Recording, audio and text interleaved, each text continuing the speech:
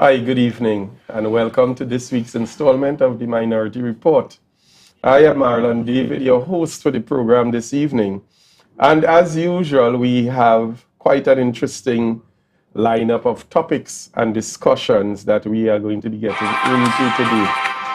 Okay, just listen to it is my distinct pleasure to come here every week and carry out this. Definitely look around Tobago and see that there is indeed a need for what's done in terms of the minority leader and minority councillor executing the mandate that is vested upon them by way of the legislature and the office of the minority leader. Before we get into the program, let's do our usual administrative matters. If you are looking at this program right now, you're probably viewing it on the Tobago Updates Facebook page. However, it is also available on the Tobago Updates website, the Tobago Updates YouTube channel, and recently added M&E TV. So those of you who are not into the virtual platforms, you can view it on the M&E TV network and channel. If you have your messages that you want to send us via WhatsApp, you can send those messages to 284-6597. That's 284-6597. When we open the lines, we're going to be entertaining some calls as well this evening, and the number to call, the additional number, is 356-8833, 356-8833. And we really encourage you to call. I had a meeting with our technical team prior to us beginning the program this evening, and it seems we've been able to sort out that slight technical difficulty where we are getting the calls and we are not hearing on set. So we're all ready to go. We're up and running with that, where that is concerned. So we expect a very smooth program this evening, and I trust that we're going to have quite a few calls as we intend to ventilate a number of issues, pressing issues, urgent issues. And this evening's program has been themed, and we're going to hold back the theme until we get into it. A little bit of suspense as we get into our program this evening. I want us to really participate when the lines are open. We welcome your call, we welcome your comments. A number of persons already getting on the live, and without even a word said, a lot of comments and salutations being spent. So this evening I'll get right into it. I want to introduce our studio audience and our studio participants, the panel who is going to be here with me tonight, and the team has been reunited. It's been a while that we've all been together on the same table. With me, I have the minority leader, Assemblyman Kelvon Morris, in studio. Welcome, sir. Good evening, Marlon. Good evening, Petal. Good evening to all loyal viewers. It's a pleasure to be here tonight. And we have minority councillor who is with us this evening, Petal, Danielle Benoit, fresh off her last stint as the host of the program. I hope soon we're going to see her again in the host seat. Probably another all-female program soon. Mother's Day coming up. Mother's Day coming up. Welcome, Petal. Thank you so much. Good evening to the minority leader, to your host, very able, Marlon, to your viewers locked on. We thank you for tuning in again to another episode of the Minority Report. I'm happy to be here. It's been a while. It's been a while. And coming off of that statement that it's been a while and you being happy to be here, we had an awesome time yesterday. We're kicking off this evening's program with that. I think we should show some highlights. Of course. Folks, yesterday we hosted the second annual prayer and Thanksgiving service. Second annual. And yes, thanks for that reminder. I'm stressing second annual prayer and Thanksgiving service hosted by the Office of the Minority Leader. We had quite an awesome time. The presence of God was rich in the place. Yes, it was. The speakers, Reverend Stephanie, What about our own Senator Lawrence? listen. Yes. Wow, what a Senator Lawrence powerful- weared yeah. several hats yesterday. Several hats. Yes. Minister PRO, Trisha Sobel. yes, Minister this- Trisha And her Sobel. team, with her listen. ship. We had participation from even office staff. Lois was part of the. Yes. And then we had a special Jazzy. Yes. It was such a Yes, magnificent. and she was very brave. Yeah.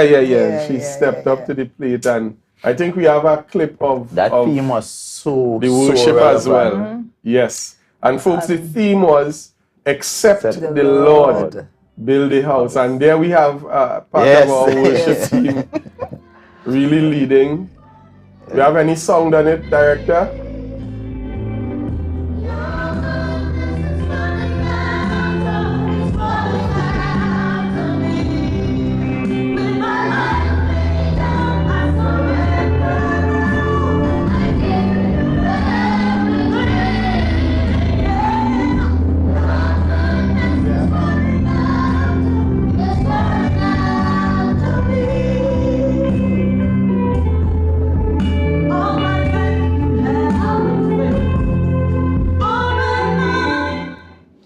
Like Jazzy blending to it.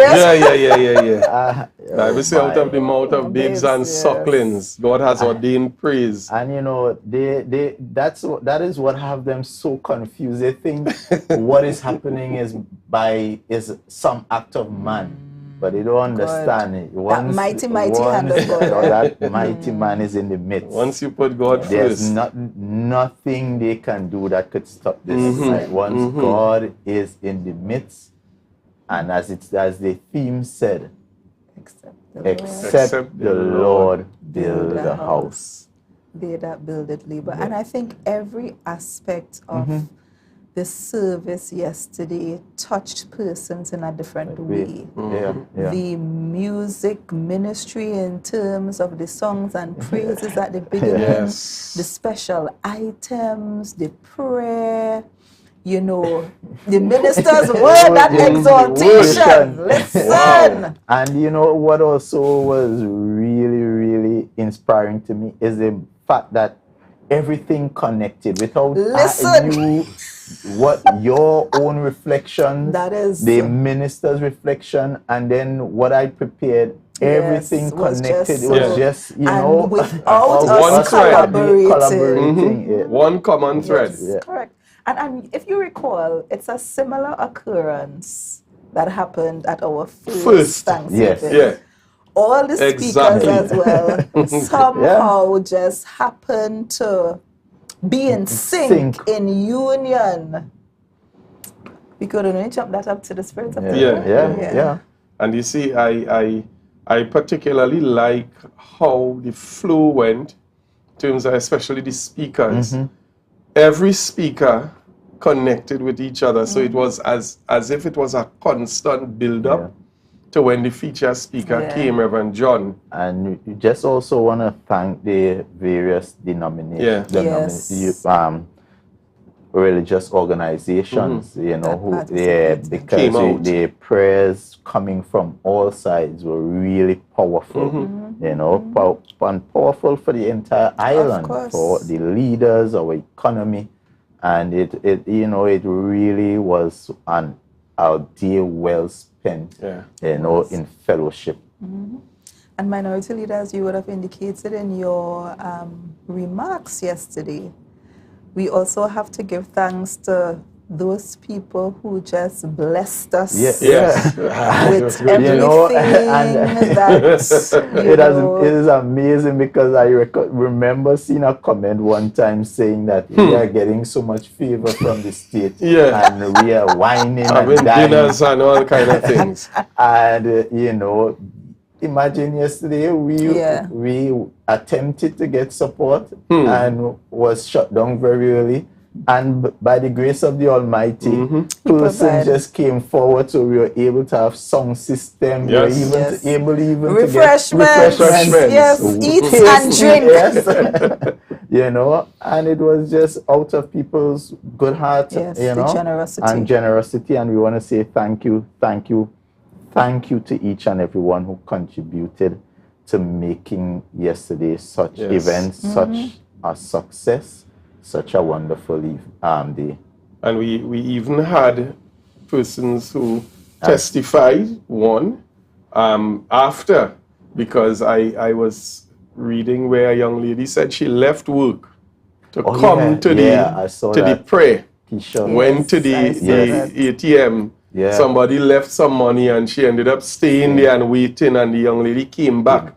And you know, she said by the time she was finished waiting for the person to come back to get their money that they forgot in the machine, the time had run out. But you know, it was an act of kindness. And she felt connected to the very atmosphere that was being generated at the prayer and the Thanksgiving service. You know, and we had a number of persons logged on.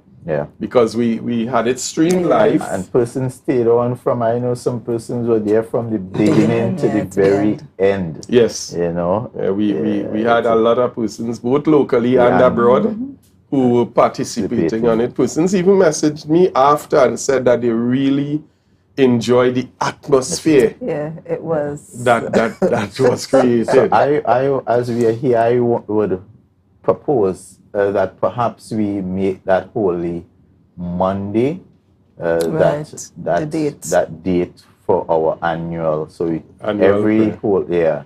Yeah. So folks, you all are hearing it. Yes. The Holy Monday, the Monday before Easter. We are now designating that we'll continue with that as our annual call to prayer. Call to pray. And for those of you who would have known of our prayer last year, I had to correct. Yes, I corrected the media. I had to correct some persons last night as well who sought to spread misinformation. We started this very early in the establishment. That was the first thing. Very first action that was we did done. Upon assuming office. Yes. Bless the building. Entering the building, we blessed the building, and we had a prayer and thanksgiving. Yes. Yeah, very early. Very early. Because we recognize the importance of serving God. Nobody don't have to tell us that. So when we say one is enough, it's not a personal boast about an individual one, but it's understanding once you have the Father in the midst, acting in various forms to the Father, the Son, and the Holy Spirit. Amen. I just want to echo the sentiments of Reverend Stephanie Washington John. You know, and from time to time when she exalts and ministers, one of the things that is constant, you can't leave God out of governance. Correct. And that continues to resonate. And I think as a minority, since we were sworn in, took our oath of office, I just thank God that we continue to keep him at the center of everything that we do. And it's only by God's grace why we have the strength to do what we are doing. And you know, one of the things I've recognized, and it speaks, if people are doing the analysis, we have been very consistent in everything that we do. Even this program, for instance, we've designated that we will have this program called Minority Report, and as far as possible, we have it every Tuesday. And if for some reason we have to postpone, but when you look at the other actors, I see coming out of Minority Report, we inspired others to create their own program. Carbon copy. The carbon copy, I call it. When was the last time you saw that? What is it? Full disclosure? Full disclosure. Well, I have to call it closed disclosure because I haven't seen any disclosure for a long time. So like it closed. We have to take out the this and just call it closure now. Yeah, you know, but the thing is, and you have the comparisons, and people need to start making the comparison, because consistency is also a very important, you know, characteristic when you're looking for governance, because consistency also speaks to stability. And you also want to know that you can trust, because consistency also speaks to trust. Can I trust what this person is doing? Can I, with some level of predictability, know that what they are offering will continue to be offered in a particular way. And therefore, you have the comparison. You have a minority who continues to be very consistent in everything that we do, and that is without contradiction. And then you have the actors who they're not even consistent with their identity. One time when they started, where they started, as Black and Green, PDP, then they went to Independent, I'm not sure what color was and that. They're now trying to figure out, right now, what is called that when you have no anything, when you have no identity at all, by alien status. Aliens. No, but they confused at this point. I confused the bunch. Yes. So, folks, again, we really want to thank you all for the support yesterday at that prayer and Thanksgiving service. And I know that it has set the tone for us. What it was as well, and I want to just say this before we get into the meat of the program. The Bible speaks about times of refreshing. And yesterday was really a time where, coming out of it, it was such a refreshing feeling. It was as if so much is happening, so much you're up against, and then this prayer session, this forum, and when you come out of it, you feel rejuvenated, you feel strong to fight again. You know, so I really want to thank everyone who made yesterday possible, and we definitely are going to continue looking for your support as we continue with various initiatives. We are going to be reaching out to our support base because unlike the administration, we do not have access to resources, state resources. So we're definitely going to be reaching out to our supporters, and we intend to do this hand in hand. We will not forget you and we will not leave you out, and we don't want you to forget us. This evening we have a very critical matter to address and to deal with, and we're going to be dealing with it without compromise, very forcefully, as it is an ongoing matter. It has gone way overboard by this time, and again it speaks volumes to the kind of integrity or the integrity of the administration that we see in confused actually right now running the THA. And Minority Leader, I'm going to let you lay some foundation for this issue. I know you by now you're so passionate you could ride out of here on a horse with a sword to attack. So go ahead, sir. You know, I am someone, and my parents would always say, from since I was small, I hate to see injustice. And they say injustice to one is injustice to all. And I want to say to Tobago tonight that an attack on the minority is an attack on democracy. Yeah.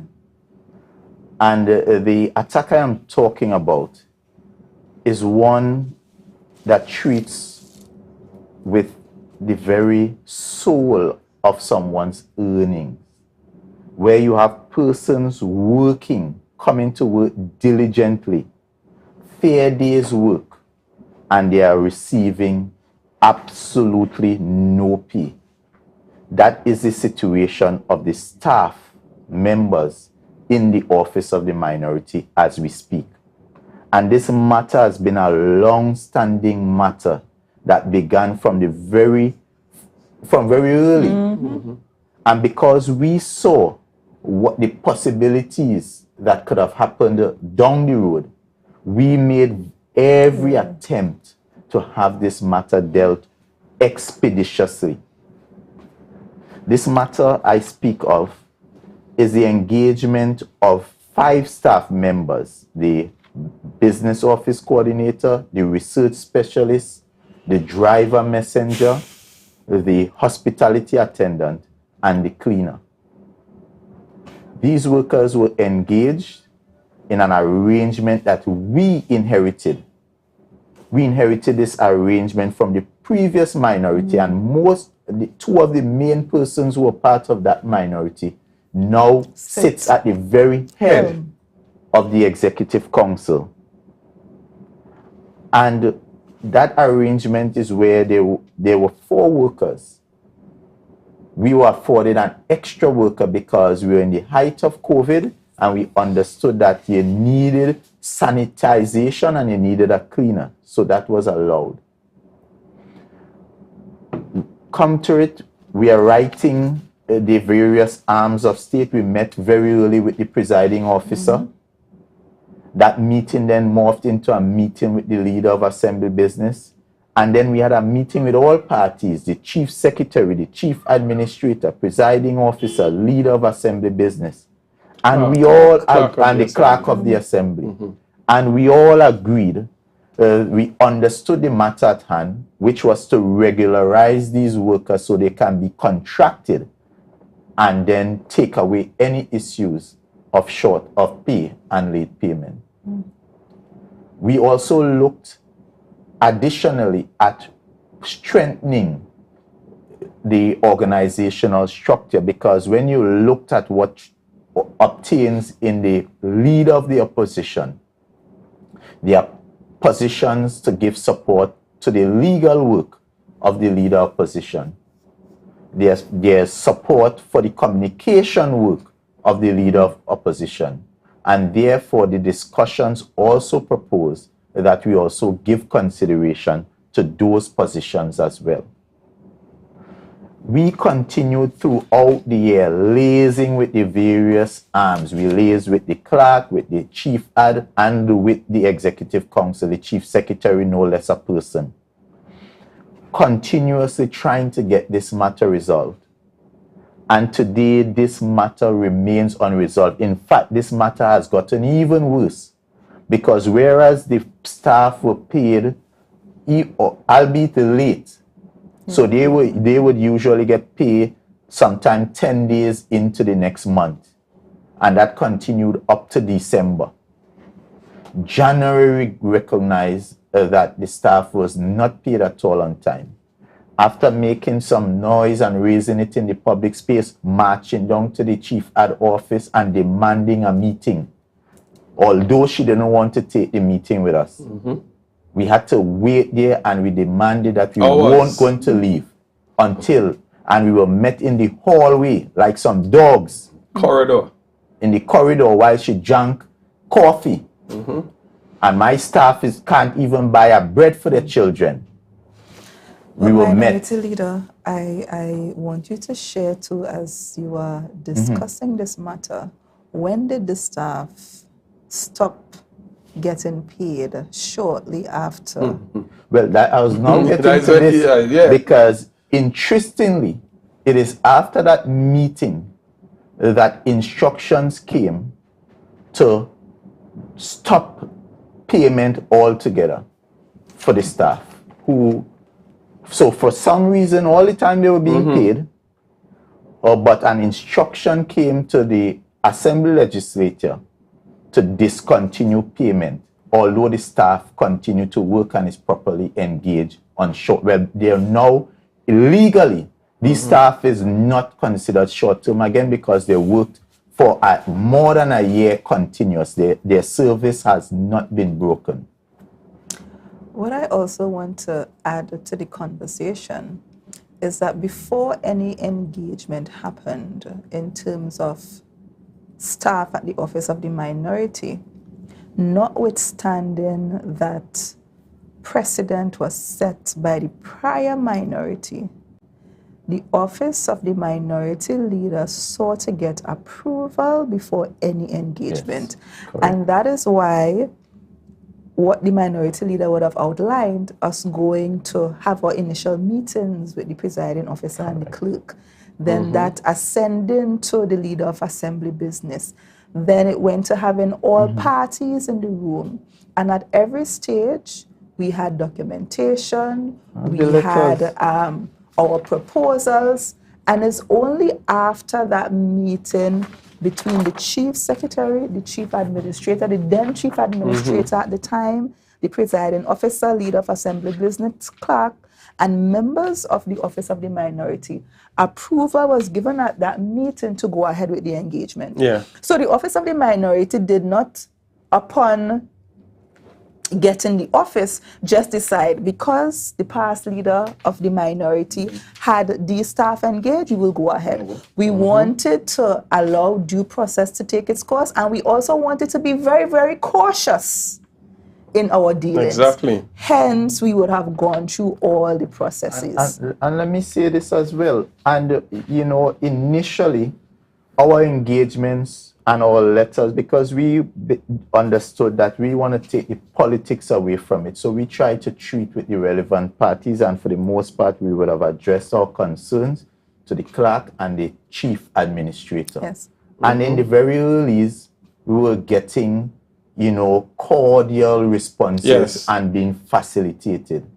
And for some reason, as the period and the changes happened, we recognized that the responses, in some instances, we have been totally ignored. I wrote a letter 1st February asking about this payment to my staff. And to date, I do not recall having any kind of acknowledgement. And imagine I am calling the office just to find out what is the status of these staff members. Office? The chief administrator's office. I'm leaving messages with the secretary to the chief administrator. And the chief administrator does not even have the courtesy, not even the courtesy to acknowledge these letters. 1st February, reference is made to a brief and impromptu meeting held on Tuesday, 24th January 2023. So that was the meeting I spoke about where we were met in the hallway. At your office, further to which a matter has emerged that requires your urgent attention, please. It is my understanding that the salaries of all the employees engaged in the Office of the Minority Leader on short term will not be processed for the month of January, which is a serious infraction of these employees' legitimate expectation to be paid, having worked for the month of January. I am also advised that having worked continuously for a period exceeding 1 year, the terms of engagement of the employees should now be considered contract employee status, and therefore it is a serious infraction of the Industrial Relations Act to deny these employees their right to their salary earned in January and now February and now March. Yes. I am therefore seeking an urgent intervention to ensure that salaries of January are paid. And I want to inform the viewers and all of Tobago, Trinidad and Tobago, my intervention did not stop there. I personally called the chief secretary. I called the chief secretary, alerting him to this situation. And he gave me the assurance that he will speak with the chief administrator and have the matter addressed. That was sometime in February. Now we in March. No, we in missed April. March. Yes. Come into April, I called him again sometime at the end of March to alert him that no action has been taken and the staff is still without pay. Again, he told me hold the line. He would call the chief administrator. At that point, he didn't get on to her. But I'm sure since that call and now, the chief secretary must have had and must have seen the chief administrator since then. And yet, I've had no update. The staff remains unpaid. These are people with bills. These are people with family. These are people that have all the basic requirements of sustenance like each and every one of us. And to put it into real perspective to the listeners, what the minority leader is clearly stating is that the staff has not been paid for the last 2 months. 2 That's months. over 60 days. And it's interesting to note that all the processes that were required, the goalposts keep shifting as Every we were saying today. time. The goalposts keeps shifting. There's always a new requirement and so on. And as fast as every requirement is met, then there's a silence period, no communication. And my challenge with this is, why should the staff suffer? Even if there's administrative things to be done, why should the staff suffer? And what has changed so fundamentally to cause the staff to not be paid because they were being paid short term on a short term arrangement up to December. So what would have happened? And no one within the administration, not the executive, not the chief administrator, could explain to us why they stopped the pay. But even let us go back to the past minority, because when we would have met with the chief secretary expressed that he understands what the minority is going through because he has been there and pledged that he will do all in his power to make things easier on this minority because he recognized how hard but before minority leader, one of the things that I want to stress on is the fact that notwithstanding the past minority leaders' arrangements were not formalized through an executive council note. They were paid for the whole duration of their term in office, and in the absence of an executive council note. So this is, what is the term of an administration? It's not 4 years. Yes. So that is the point I was going to make. So that when he says he understands, he really don't understand because the PNM did not treat them in that way.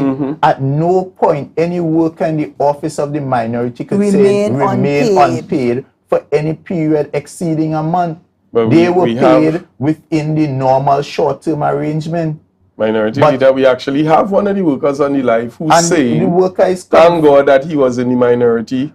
And I want to say to Tobagonians, we should not accept this, because if this was the PNM doing this, I am sure we would not have stayed silent. If this was a PNM administration doing this kind of evil wickedness to fellow Tobagonians, we have seen this administration, we have seen what they have done to innocent Tobagonians because they believe they are waivers or red flag. From the time they came in, they dismantled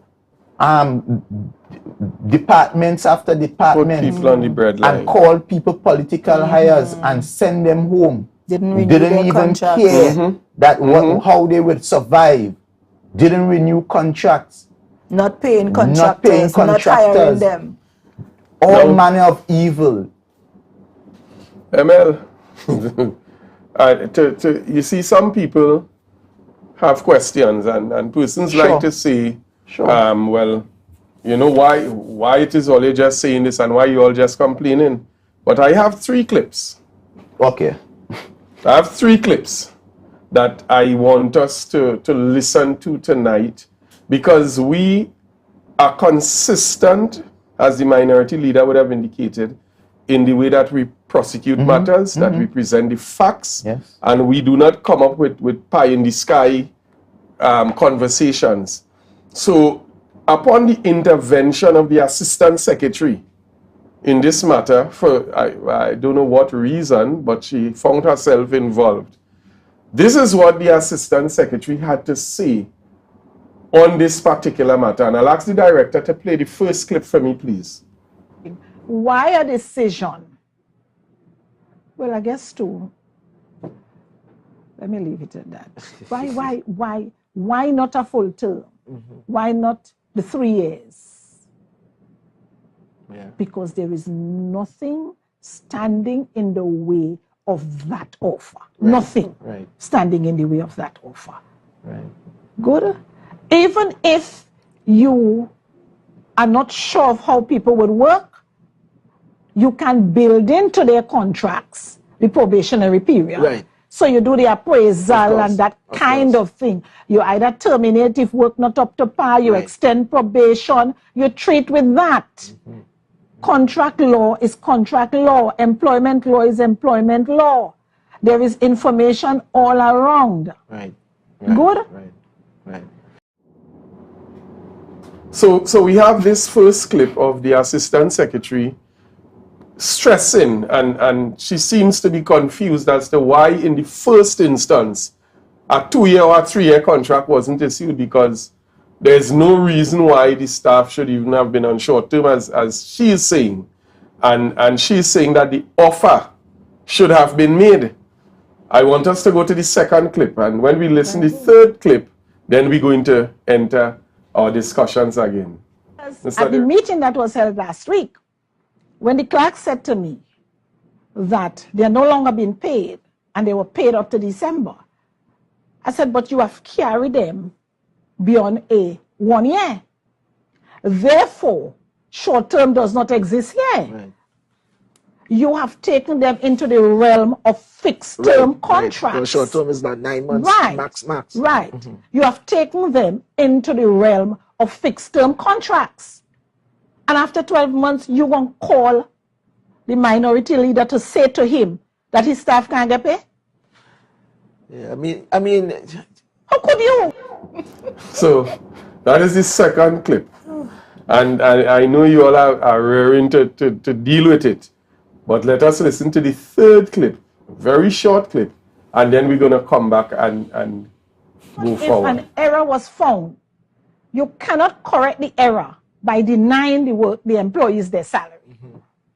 You can't correct the error by that. It makes it worse because this now delves into the realm of legality and law of employment and that kind of thing. An accusation of the administration. So we have clear statements made by the assistant secretary who says that she's responsible for all labor matters. I'm not sure how the office of the minority leader falls under her remit in terms of staffing, but water under the bridge with that. But we have statements clearly indicating that she is saying that firstly, if an error was made, so even if they try to say the paperwork was in error, if an error was made, there is no reason to allow the staff's salaries to be affected. She started by saying, in the first place, why a 3-year contract wasn't offered. Because let me remind our listeners, it was this chief secretary who campaigned as one of the major issues was contracts for workers. And it was this administration, the PNM administration under Ansel Dennis, who extended to 3-year contracts. But let me say they cut it down. Let me say this, right? You see me, I hate to see people play smart with foolishness. Yes. And if you listen to this assistant secretary in the office of the chief secretary, you would believe she is in opposition and we are the ones in the executive. Because clearly, I am confused because I can't understand the people who have the authority to give a contract asking why it's not given. I am shocked. I am flabbergasted. Poof, blown away. No.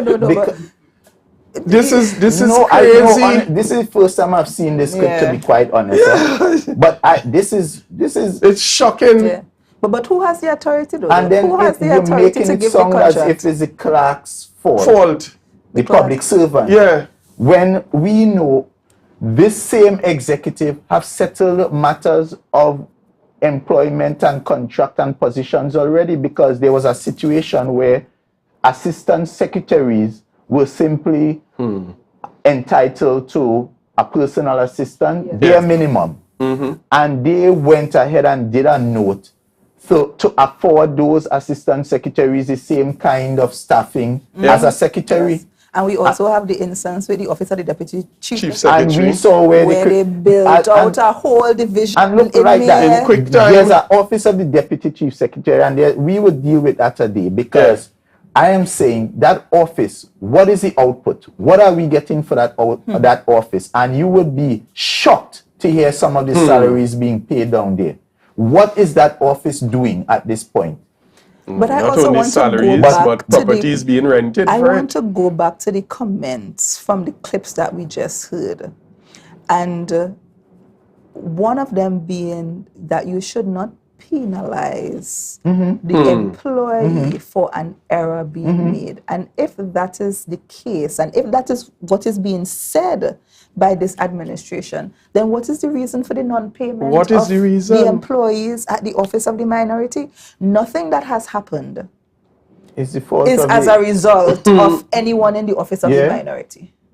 We have done our part. We have followed what is required of us. In fact, the note did give authority for the minority leader to choose whosoever he wants to fill the positions. That is clear in the note. So that is without question. The note also allows for, there was an original position, there was a precedent set. Yes. So we just basically filled the positions that we inherited. And we didn't fill it without the approval, because we would have gotten the approval, and the chief secretary was part of that approval because he was part of that meeting. And in fact, there was even additional assurances given with respect to security and all that. Never materialized. Never materialized. And I am shocked that in a democratic society, a democratic country, the opposition has to be begging for their staff to be paid. And I'm saying this is nothing short of an attack on democracy, attack on the office of the minority, and a deliberate attempt to frustrate the work that we are doing on your behalf. And an attempt to muzzle. And it's an attempt to muzzle us as well. But I want to give everyone the assurance that I will not sit back. I have written as much as I can write. I have spoken as much as I can speak.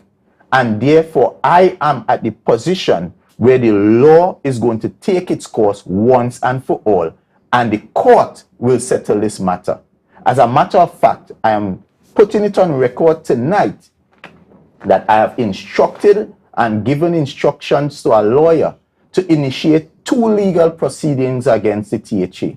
One with respect to the staff and one with respect to the rightful resources of the Office of the Minority, because we have had a situation where there's a note that authorizes and gives the minority leader access to legal support. And when we send legal support documents to be approved, it is being denied. And I'm saying tonight, enough is enough, and we are going to let the court determine this matter once and for all. And these persons are sitting in their offices. They're looking at the program, seeing the challenges, and making comments. And everyone is silent on this. When you contact the chief, you can't contact the chief administrator. It is impossible. The last time we got the chief ad is when we marched down to the office and sat and waited for hours. And I'm saying that is disrespect to the minority leader. Yeah, but it's a sad day for the democracy. For the democracy. Ireland, where the Office of the Minority has to take legal action against an administration for as simple as employees being paid. Yeah. Something so simple. And even after you would have heard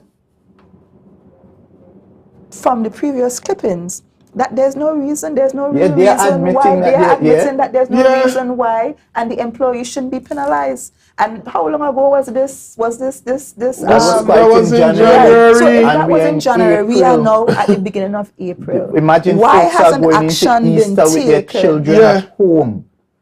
Nothing. Children at home. Nothing. Right? We know how children consume food, like if there's especially when they're home. And these people 60 days without pay. And everybody contacted keeps passing the buck. You are going into a busy season as Easter. When everybody that is contacted passes the buck to somebody else. So you contact when the chief administrator is waiting on the note. When the note is prepared, she's waiting on the chief secretary. The chief secretary is saying he don't know what it is you're talking about. This point, based on the assistant secretary, you're already gone past it. You're gone past note stage. And you have paid the staff consecutively over that period. Yeah. So why stop now? Yeah. And I'm saying it's pure wickedness. It's evil. And it is at this point, whilst we were speculating before, but now at this point, it is crystal clear that this is a deliberate attempt to stifle the work at the office, because the intention here is probably that no staff could come out to work and nothing could be done. Nothing would be done. So everything would just be shut down. And it's deliberate now. There's no question about it. And they know once people have money worries, they can't pay bills, they can't function. That is sad. You cannot function. Marion, I applaud you all enough because I don't know. I mean, you all come and I myself, day after day, religiously. I don't know. I'd say, Father, you really bless us. Trust me, because I don't know who else. Whereas you could find people that under this kind of pressure still showing up. And Minority Leader, we really have to thank the staff at the Office of the Minority because it is going now over and beyond the call of duty to ask them to come to work without pay. And not only without pay for 1 month, but in excess. In excess. And the thing is, remember, they already get paid late. So sometimes you're into a month and you're now getting your pay. So by the time you pay your bills and things, you're basically waiting for the next month. And now you're waiting 2 months, now going into 3 months. Come on. And we have a chief secretary praying and keeping praise and worship and where's he? Lifting up God. This is Tobagonians you're talking about. This is people. This is people. Yeah. And the people lives and their livelihood. And all this takes, people, is one signature just from the chief secretary. Oh, the chief administrator. Well, the chief secretary to instruct, because when we were in the meeting, he made many pronouncements that he could instruct. So I'm saying all it takes is one signature and one conversation with the chief administrator. If he's serious about getting this matter addressed. And I'm no longer going to play the nice game because I've called him, I've gone through the diplomatic process, I've basically exterminated and exhausted all the diplomacy in this matter. We have written, we have tried to call, we have tried to be nice. And we have been cordial. And we've been cordial. We've been very patient with this process. But when I have staff members calling me crying, I can't just sit down. Enough is enough. Crying. Literally crying. It's sad. Yeah, it is. It is. And we have persons who come into the public and pretending as if they care. And so I want to see tonight, because I know they're always watching, everybody watching. They'll go back and watch the program after the launch of whatever circus it is they have. And when they hear this, I want to see if tomorrow the chief secretary and the chief administrator could come out to the public and face the public and smile and talk about God. And I want to challenge the media, because the media have been seeing this. The media have been playing blind to this. And I want to challenge the media to, when they have their next opportunity, I'm challenging the media to ask the chief secretary why he's not paying the staff in the minority leader office. Because at this point, we are going into Easter weekend, the long Easter weekend, and you're sending some people into Easter already 60 days without pay. 60 plus. 60 plus and counting. And you're sending them into Easter with no food, no money. Folks, and I all know the bills pile up. I know a lot of people the sentiments have changed on the live. People actually starting to show cry faces now. I know some persons may also want to call into the program. We're going to open the lines now. We have just about 10 minutes again on the program, as indicated by the director. So if you are desirous on calling in, the lines are now open. The number to call, numbers are 284-6597, 356-8833. You can call, ventilate your issue, air your opinion, share with us this evening. That's 284-6597 and 356-8833. So we and I like that point you made, Minority Leader. The media grabs a hold at every issue that is sensational and so on. And we are calling on the media tonight to take up this particular issue Ask the questions. Put it out there. We know that this administration governs on Facebook. Ask them on Facebook, what is the reason? And let us hear the explanations. Let us hear what going to be the excuses. Because it cannot be said any longer that he doesn't know about the situation. The chief cannot say she don't know about the situation. So let us know what is the reason why the approval is not being given to pay salaries 60 plus days uncounted. Even though all the documentation is there to show that you have worked. Let us also find out why approval was given to stop the payment in the first place. Why did we stop the payment? Why? That's a real question. Why did you stop the payment? We have a call on the line. Caller, good evening. Yes. Hi, good evening, everybody. Hi. Good evening to the panel. Good evening. Good evening. Are you hearing me? Hi, Kevin. Yes, no, tonight, I was a single mother. It's not to have.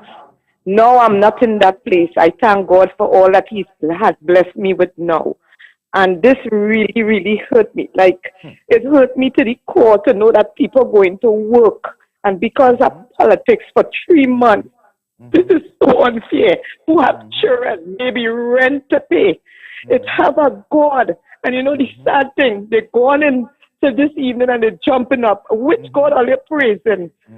How politics reach in this small Tobago? Tobago, what are you doing?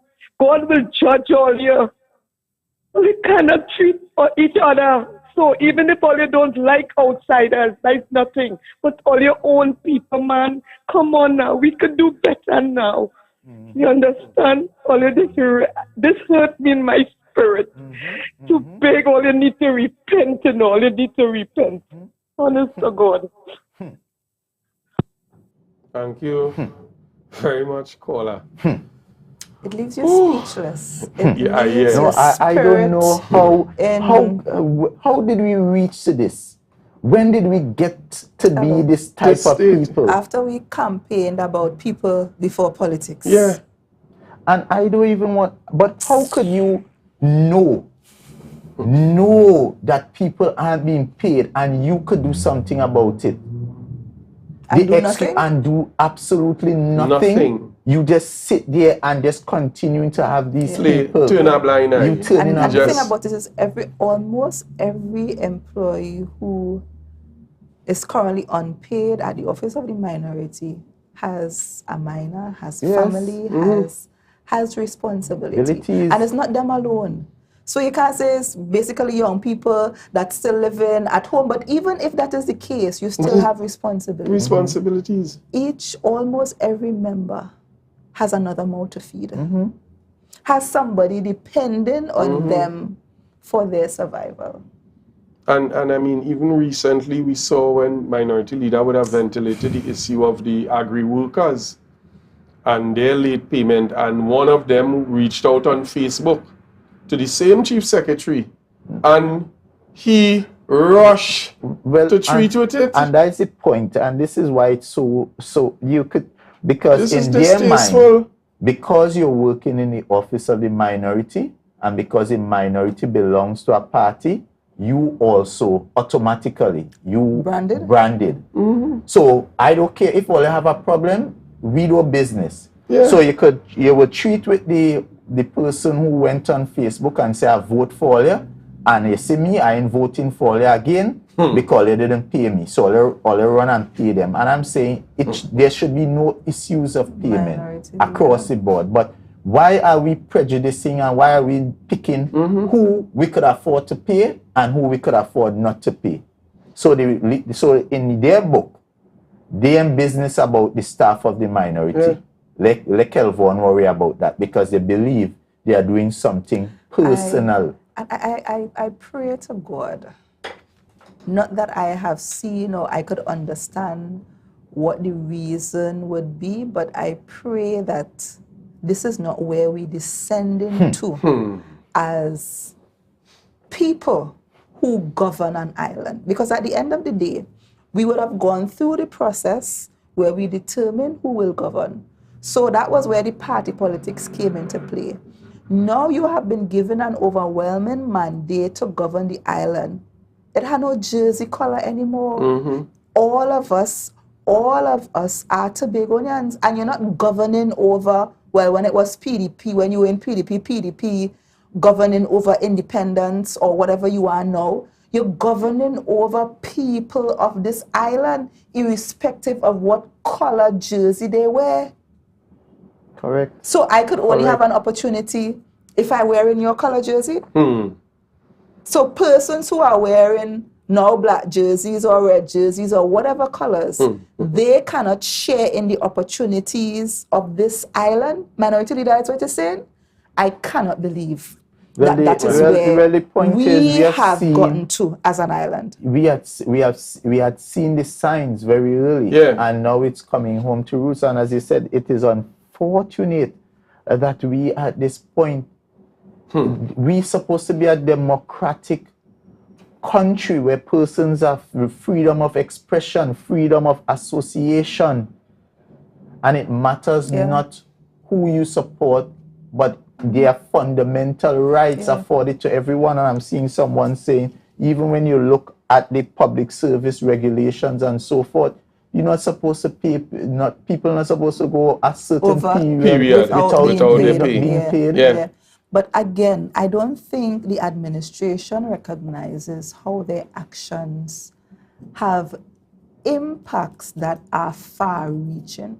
Because it's not only, and the people who you think you're punishing, you're affecting. It is far-reaching because it also speaks to how you govern. It speaks to the trust that people have in you. And we would have seen, Minority Leader, you continue to say time and time again that their words and their actions do not lie. Do not never match. align. Yes. So again, far-reaching impact on the actions that they have taken. You have decided to dismantle divisions, departments. You have decided not to renew contracts. You have decided to blacklist contractors. You have decided not to pay them. You have decided to give a commitment both to the contractors and the banks for payment, and you have not. You have not honored your commitments. And the trust is eroded both at the individual level, at the employee level, at the contractor level, at the business level, and at the financial institution level. And today I had a living example from an associate of mine who ticks all the boxes, went to the bank for some funding for their small business enterprise, ticked all the boxes. And you know what the bank replied at this point and telling them? They now want, so normally for small business, they would take, just a manager's account, the manager's or financials. They now want audited financials. They want security. So the bank no longer trusts what is happening in Tobago, and it's getting more and more difficult for small business, for private enterprise to get Minority Leader, you are going to private businesses. But what about employees? Gone are the days when an employee in the THA could get a loan past their contract period. Correct. Yes. Before, employees of the THA could have gotten mortgages. Mortgages is years upon years upon years. They would have gotten. Now the financial institution have no trust in the Tobago House of Assembly. And the thing about it is, previous administrations would have worked, and I would say the previous PNM administration under the several leaders would have worked so hard to gain the confidence of the financial sector, and to see that after a year, in 1 year and 2 months, it has been destroyed, emasculated, destroyed the trust. Minority Councillor, even on that, and I know this is something we'll treat with. And the reason as well, it goes back to the inconsistency, because what you say, what you told the bank, and what you actually did actions doesn't match. So the bank no longer have confidence in this executive to keep true to their word. And the bank has to manage their risk. At the Exactly. end of the Exactly. day, the bank has to manage their risk. And that's the point I was going to raise, Minority Council, and I know this is something we're going to be dealing with in our program soon. When you even look at the delinquency rates. Yes. Yeah. Yeah. When you speak to the financial sector and they say to you now the delinquency rates, if I'm not mistaken, under the PNM it was 1%. It is now and it is now 37%. 37% people defaulting loans. This is crazy. But Marilyn, you can't pay a loan if you don't have If you money. don't have money. If you're not gainfully employed. Remember, if you look at the statistics as well, it's over 1,500 persons that have lost their job under this administration. Think about that. Yeah. That is 1,500 persons who would have possibly had loans, possibly some of them started to build. Yes. You understand? People houses just at a standstill, construction at their homes, I know additions, one person standstill. in community development, that young lady was doing well, started a small business. Now the young lady is home, the business basic, and I just see her struggling trying with the business, but the business cannot carry it. It is. Yeah, and people don't have excess income to spend in what we deemed as luxury. The little income that you have now, you just want to spend it on your basic needs. It's survival. So all the other ancillary stuff that you would have done in the past, because you have excess income, whether it be a working THA, you have your business that was a hobby that has now turned a business, you're working in the private sector, that is no longer applicable. I received a letter. I was going to ask you to read that letter. I want to share. Let me see if I can pull up this letter. We're going to close with this letter. We must get this out. Young lady. I received this letter about a week or so ago. And this letter brought me to absolute tears. The letter reads, "Dear Mr. Morris, I am writing to you today with a heavy heart to share my recent struggles and the impact they have had on myself and my 3 young daughters. Since July 1st, 2022, I have been going through an incredibly difficult time. I was unjustly fired from my job, and to make matters worse, it seems as if I was blacklisted from the THA. The sense of betrayal and hopelessness I felt in that moment is hard to put into words. I had dedicated 10 years of my life to CPEP, going above and beyond my duties to ensure our projects were successful, working tirelessly to provide for my family, and suddenly it was all taken away from me. I am an educated professional with years of experience in field work, and I can't even get my name on a short list for the positions we were told to reapply for. We are still waiting to be redeployed by the THA, since that was a promise made to us. I have tried to visit several of the assemblymen for assistance. So many calls go unanswered and not returned. I was denied a food card and never went back to face any more embarrassment. I'm already facing enough embarrassment from the bank and courts on a weekly basis. The consequences of losing my job and being blacklisted have been devastating. I am no longer able to afford the basic necessities of life, such as food and shelter for myself and my daughters. We have been forced to separate for now. Daughters are staying with godparents, as I am begging a lodging on a friend's couch. I thank God for these people. The constant uncertainty and instability have taken a toll on us all, but especially on my children. They are constantly worried and anxious, unsure of what the future holds. The emotional toll of our situation is just as devastating as the financial one. I am heartbroken that I cannot provide for my girls in the way that they deserve. I am their mother, and it is my duty to take care of them, to provide a safe and stable home for them to grow up in. But instead, we are living in various locations, and it breaks my heart to see the toll it is taking on them. I know that life is full of ups and downs, and that everyone goes through difficult times at some point, but it is hard not to feel like I've been dealt an unfair hand. I have worked hard all my life, and yet I find myself struggling just to get by. All I want is to be able to give my children a better life, to provide for them and to see them thrive. I'm reaching out to you today in the hope that you might be able to help us. Any support you could offer, whether it be a job, financial or emotional, would be greatly appreciated. My girls and I have been through so much in the past few months, and we need all the help we can get. I am determined to get back on my feet and provide for my family, but I know that I cannot do it alone. Thank you for taking the time and for considering how you might be able to help. With heartfelt gratitude. That tugging at the heart, eh? People are feeling. And this is the reality. This is the reality. This is a kind of pain. This is the real stories. The effects of the actions of an administration that promised so much and has delivered so little in terms of care. They have delivered pain to many. Correct. Yeah.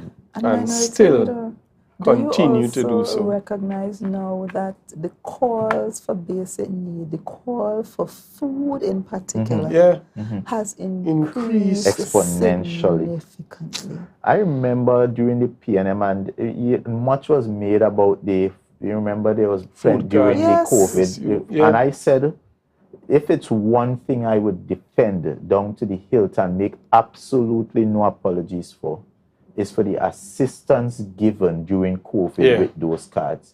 And those cards came without seeing face, seeing color. It was just given to Tobagonians who needed.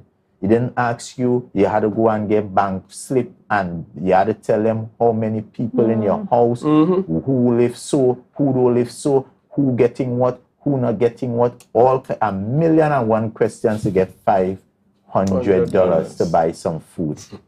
And now, the stories you hear about persons going to try to get some food assistance, the embarrassment. It's horrific, it's embarrassing. You want to know if it's Tobagonians, all of treating Tobagonians so, for food, for $500 I would say. It's sad. Imagine they took away a food card from a young lady saying that she was getting it continuous.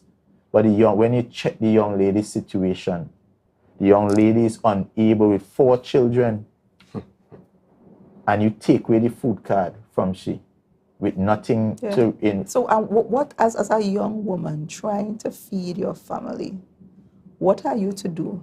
And again, remember that first motion that we brought, Minority Leader, in terms of the domestic violence? Yes. I don't think that we understand the consequences of actions. And the irony is, these people are now coming to the house. We're going to be debating a motion. Sometimes you wonder if I don't know, like they're delusional or something. These people have to have multiple personalities. And no wonder they have 3 different parties. They are PDP, independents, and then something else. Because they are twisted in the mind. It is amazing. They know they need some kind of psychiatric evaluation. They are twisted in the mind. They have absolutely no identity. Folks, so much to talk. We, as I say, we are not out of words. Content. I see somebody reminding me, and I remember, and I want to say this before we close. I remember I was ridiculed. I was castigated, vilified when I was asked simply to share some words as a candidate to some private employees.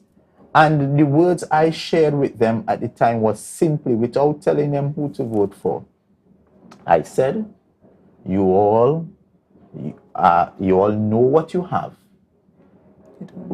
At the end of the day, you have to determine where your interest lies and vote for your interest. Many of those workers are now saying to me, I see them regularly. they say, Mr. Morris, we now understand what you were telling us. Yeah. Because you know what? That very institution is one of those institutions that have been blacklisted. Hundreds of people. And had to retrench hundreds of workers. All those same guys. Hardware itself is shut down. Yeah. And people, those same fellas now are without work. So when I didn't go there, at no point I made it my duty not to say red, not to say black, but I'm saying at the end of the day, you see, elections, sometimes we get carried away. Self-interest. But it's, I always remember, Mr. London. Politics is about interest, and you have to understand where your interest lies at the individual level, first and foremost. So it's not always running up behind a flag, but you have to understand where your interest and who best have your interests at heart. Correct. Folks, I'm seeing the directors signaling us. We have not come to the end, but we have come to the end. The call has gone out. You've heard with your own ears. The call has gone out for this administration, the leadership, the chief secretary, the chief administrator, to now stand up and intervene. Not just in the situation with staff at the Minority Leaders Office, but on a whole, and to assist persons who, like this young lady who would have sent that letter, are literally suffering. We did a couple programs some time back called Feeling the Pain, and clearly many persons are even more so now feeling the pain.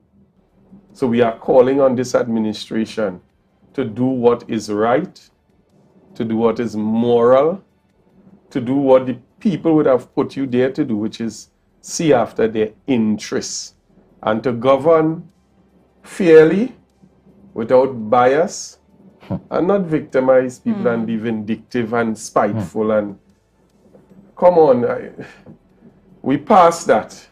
As somebody said yesterday, and the minority leader indicated tonight, when did the politics of Tobago get to this? I don't know if you all have any closing remarks. Yeah, I would have said it before at the close of a previous minority report, but I want to say it a little differently tonight. Fellow Tobagonians, first they came for the monitoring and evaluation unit, employees. But because we were not employees of the monitoring and evaluation unit, we did not speak.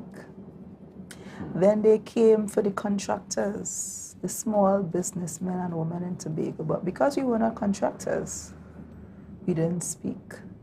They came for the contract employees of the Tobago House of Assembly. But because we were not contract employees, we didn't speak. They came for the public servants, as we are seeing time and time again, attack on the public servants who seem not to be doing their bidding. But because we were not public servants, we didn't speak. They are now coming for the office of the minority. Yes, we are members of the minority and we are speaking. But believe me, they will come for you. They will come. And when they come for you, because you didn't speak for all the others, there will be no one there speaking for you. So again, we want to urge you to speak up. Don't sit and suffer in silence. And we are seeing that our fellow Tobagonians are hurting and feeling the pain because of the policy and because of the actions of this administration. So I'm urging us, let us start to speak up. I don't think you could have said any better, minority councillor. And you know, I just want to remind Tobagonians that beyond the politics, we are all human beings with basic needs, basic wants, and then therefore we should always look out for one another. When in Tobago, we just say we are one family. And if that is true, how come we could allow an administration to be treating one of your very own the way like that? It's 60 days. Come on, people, 60 days and counting. The staff in the Office of the Minority are now going without pay. And for what reason? Absolutely no plausible reason to explain why these people cannot be paid or should not be paid. And as minority councillors say, I just say it a different way. Today, it is the minority office, but tomorrow it could be very well be you. Yeah. And therefore, we have to stand together. We have to band together. And we have to tell them either they shape up or they ship out. Plain talk, bad manners. Have a good night, people. Love you all, love you all, love you all. Good night. Folks, I will close us this evening by reading a quote, but just quoting it, attributed to Edmund Burke. He said, "The only thing necessary for evil to triumph in the world is that good men do nothing." And we know that Tobago is filled with good people. And we are calling on all the good people of Tobago to stand up and do something. I'm Marlon David, your host for tonight. Have a wonderful evening and see you guys next week, Tuesday. Good night.